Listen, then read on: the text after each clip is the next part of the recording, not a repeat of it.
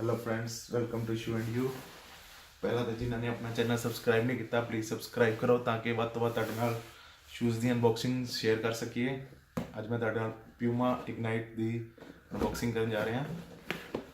Model ਨੇਮ ਹੈ ਇਗਨਾਈਟ limitless, grey royal colour ਹੈ, barcode ਹੈ, ग्रीन कलर का बॉक्स है, प्यूमा का वाइट कलर का लोगो,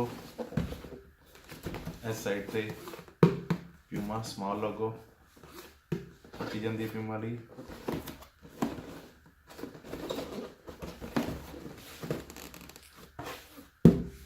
सारी डिटेल्स जो आमतौर पर हर एक बॉक्स से होती है प्यूमा दे।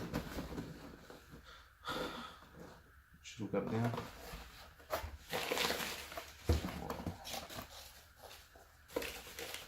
वाइट कलर के पेपर में कवर ने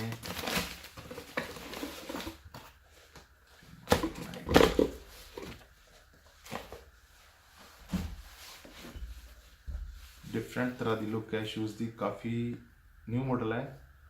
मैं वैसे किसी होर कम ब्रांड के शूज़ की एवं की लुक नहीं देखी है। सारा क्लोथिंग ची स्ट्रेचेबल है, बहुत ही कंबीनेशन, कलर कंबीनेशन काफ़ी सोहना है। ग्रे ते रॉयल का ब्लू कलर नाल विच शेड्स दित्तियां गई हैं।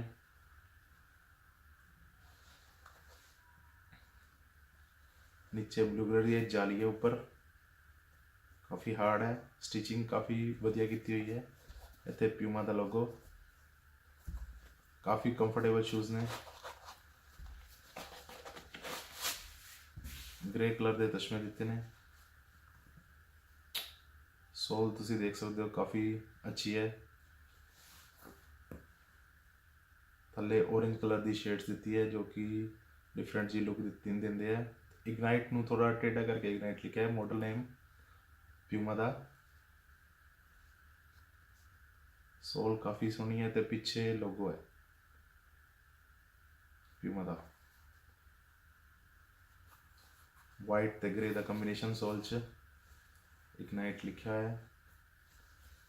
इनसाइड भी नेट फिट प्यूमा का लोगो। बहुत ही सोहने स्पोर्ट शूज़ ने। लेटेस्ट मॉडल अगर तुसी कोई लेना चाहते हो प्यूमा का, अगर प्यूमा के बड़े फैन हो तो जरूर ये खरीदो। बहुत सोहने शूज़ ने। बैक पे प्यूमा बड़ा बड़ा लिखा हुआ है, स्ट्रेचेबल है।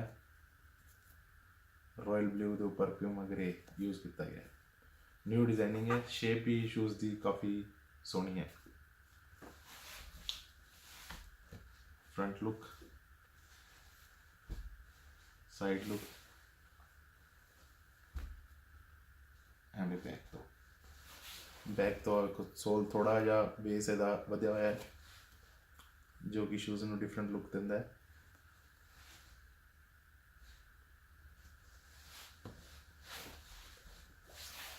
Thank you.